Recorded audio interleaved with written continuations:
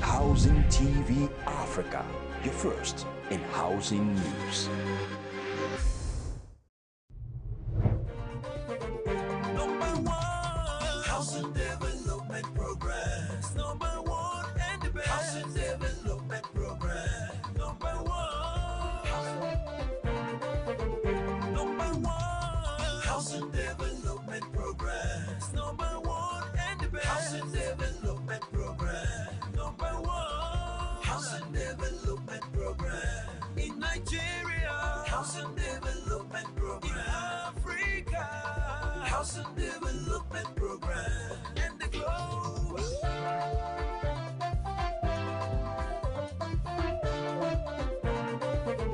Number one, housing development program. It's a beautiful day. Welcome to another spectacular episode of Housing Development, your one-stop program for everything housing in Nigeria and beyond. As always, I am your housing diva, Flora Ani. The construction and building industry is one of the most important sectors of any economy. The significance of this industry is often measured by its contribution to the gross domestic product. However, the sector contributes only 30% of the GDP, which is far less than the 70% recommended by the World Bank. On the program today, we shall be looking at hike in the prices of building materials and the impact on cost of housing in Nigeria, and also the impact of alternative building materials to housing provision in Nigeria. This and more will be coming your way right after the news making rounds in the sector. See you when I'm back.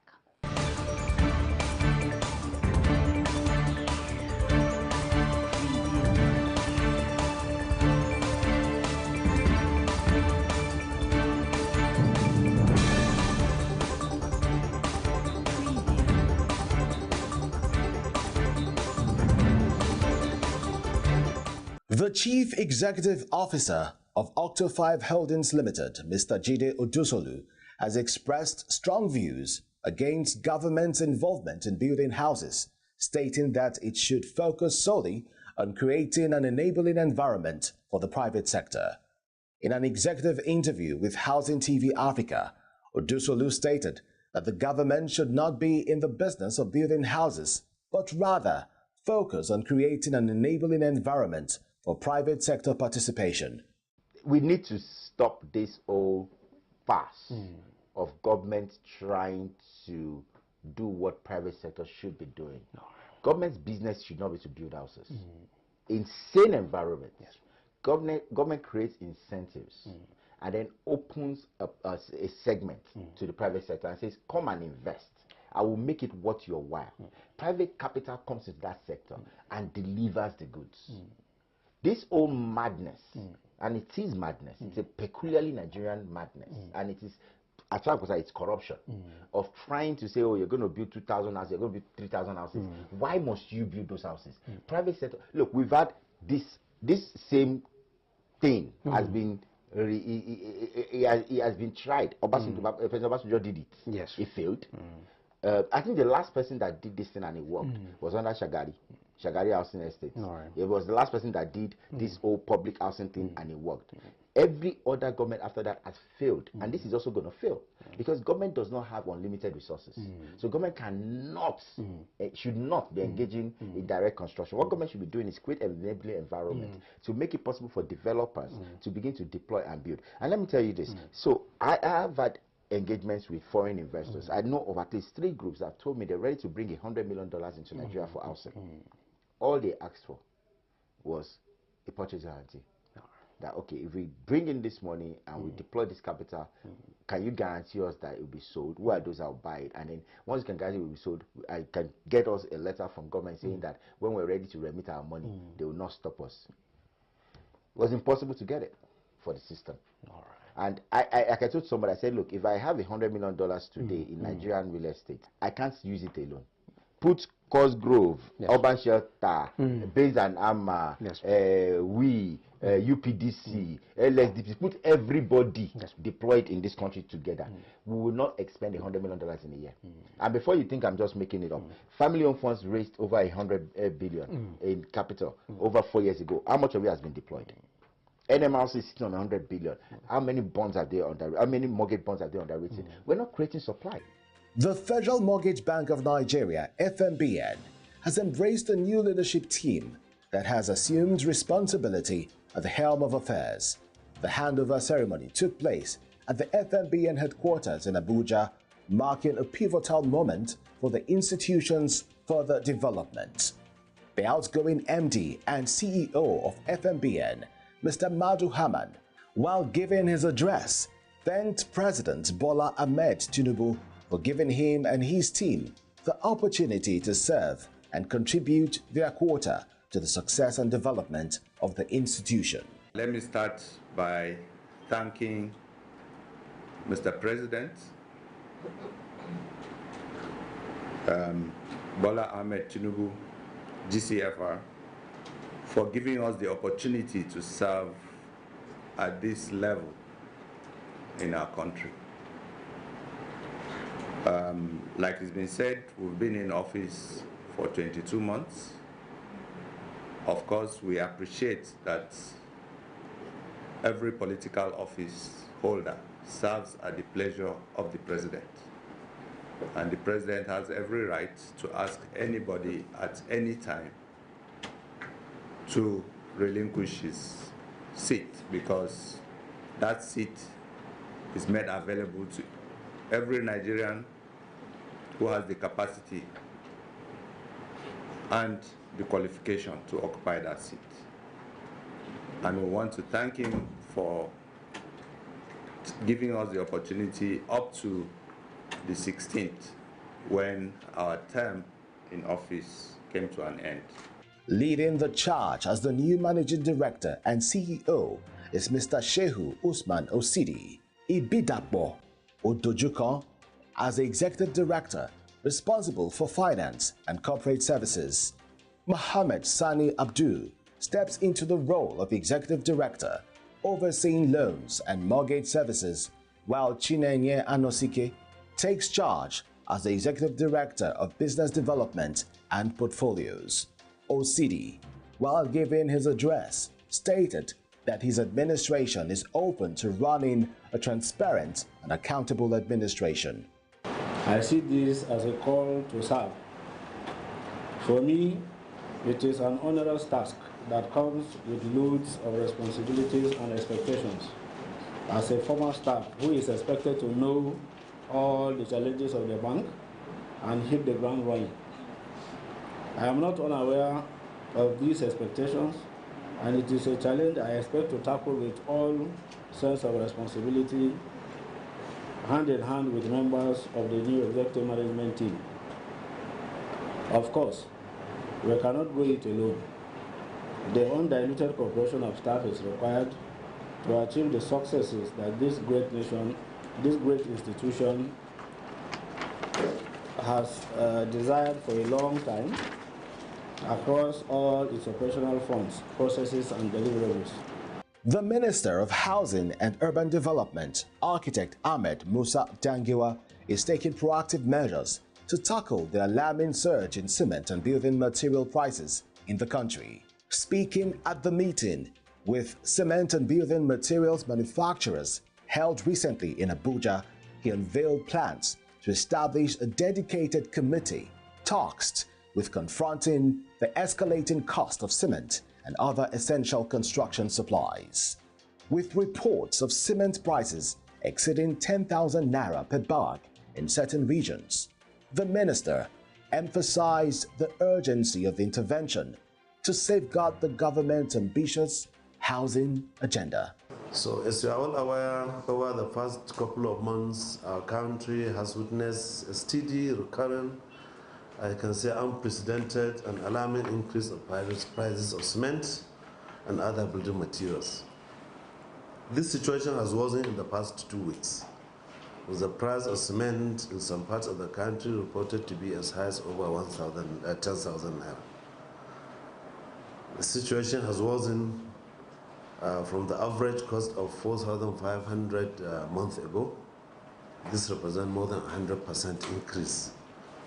And it is not only on cement, we have also seen high record escalations in the price of other building materials, such as iron rods and other fittings. I recalled that late last year, one of the producers, Boa Cement, announced a commendable reduction in the price of cement from 5,500 to 3,500 per bag. I applauded the gesture in the public, one of our public outings, and several other stakeholders also did too. But today, the reality is that escalating cement prices, that of escalating cement prices. I wonder that I don't think this is acceptable. I think you have a responsibility as Nigerians to Nigerians.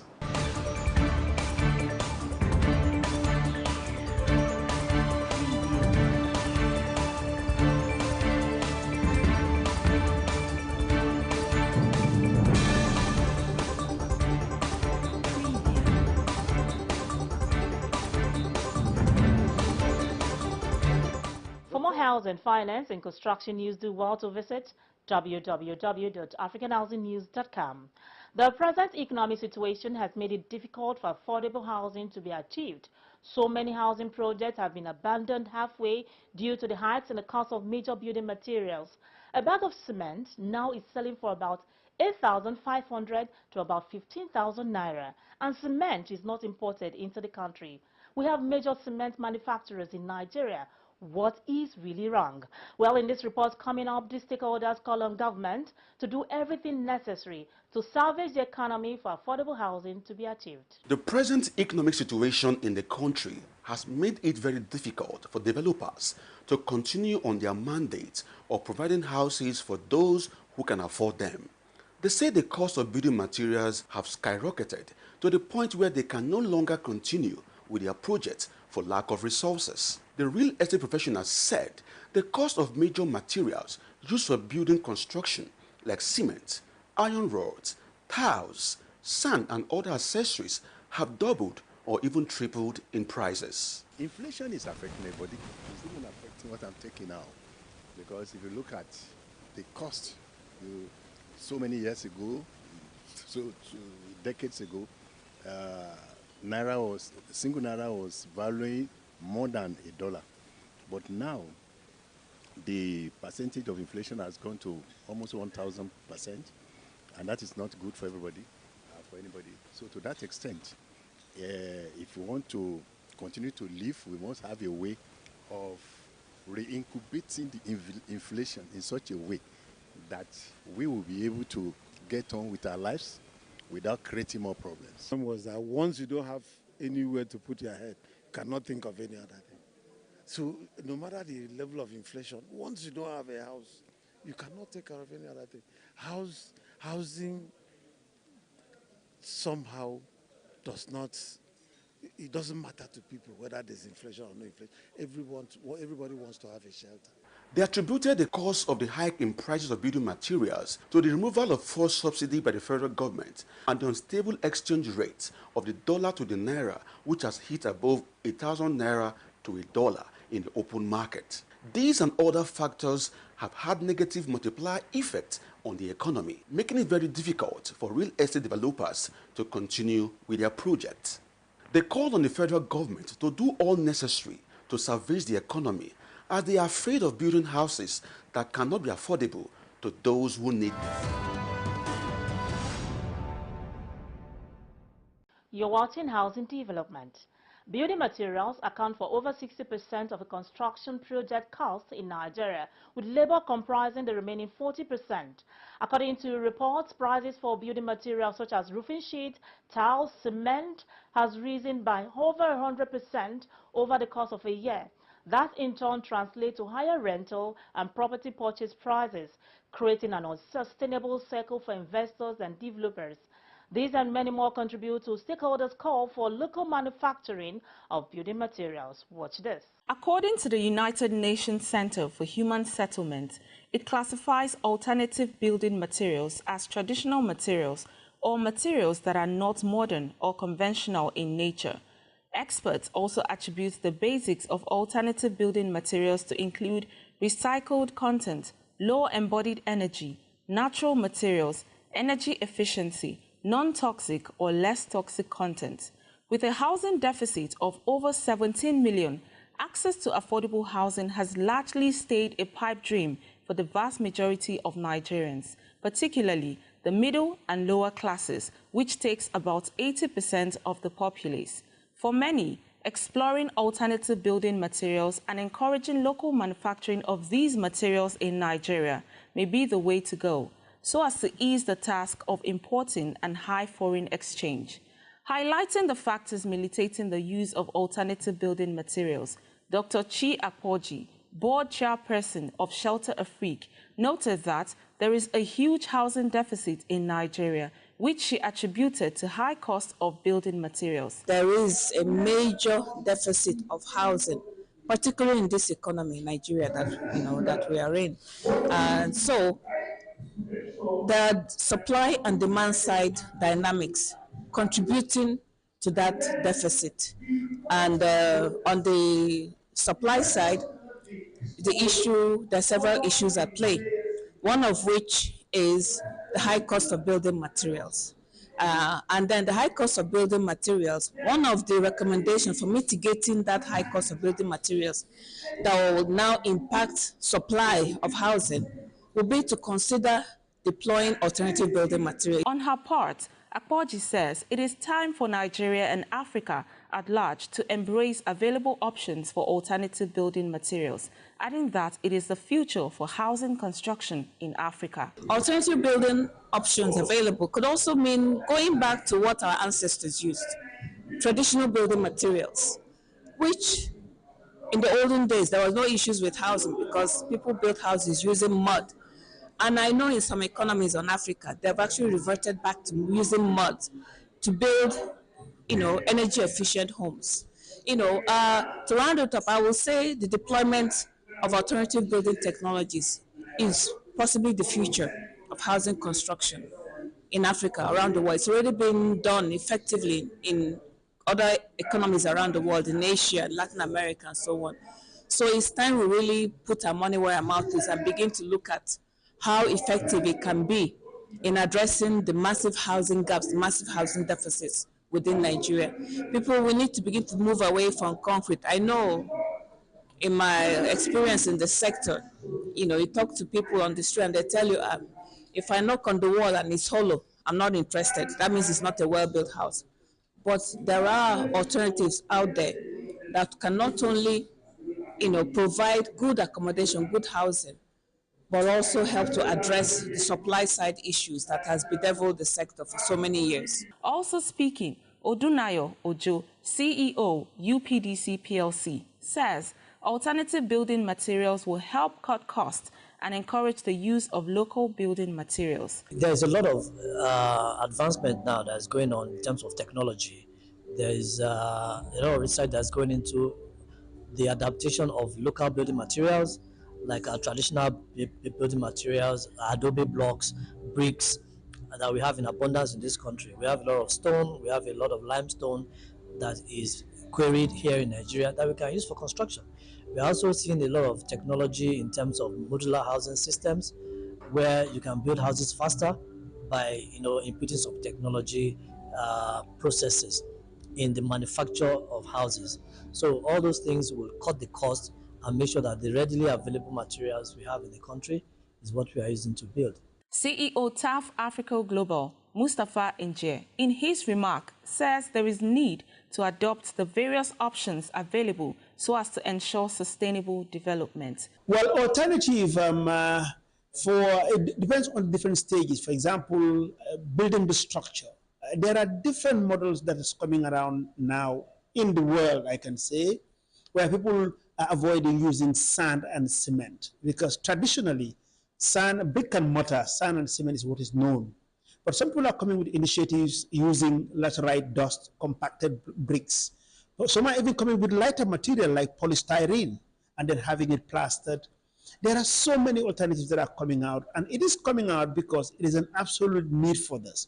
Some of the things that we are using now is going to be exhausted. I mean, just imagine sand. You're going to run out of sand at one time.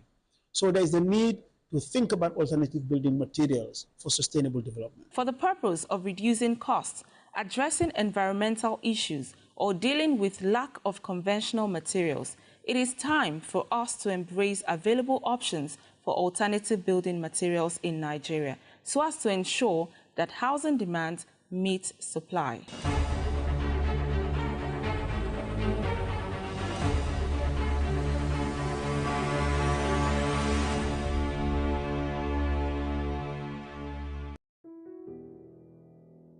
We don't have road, and you see at times if it is raining, you will see a lot of people will go by the roadside.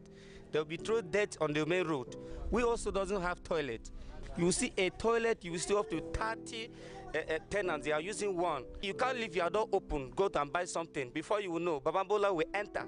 By the time you will take them to police station, 1 hour is too much. The police people will release them. In fact, we don't know what is happening. This is the situation with many citizens in not just Nigeria. Are we ready for this conversation? What is the plight of an average Nigerian citizen in regards to housing? Housing is a fundamental human right, and these issues must be addressed.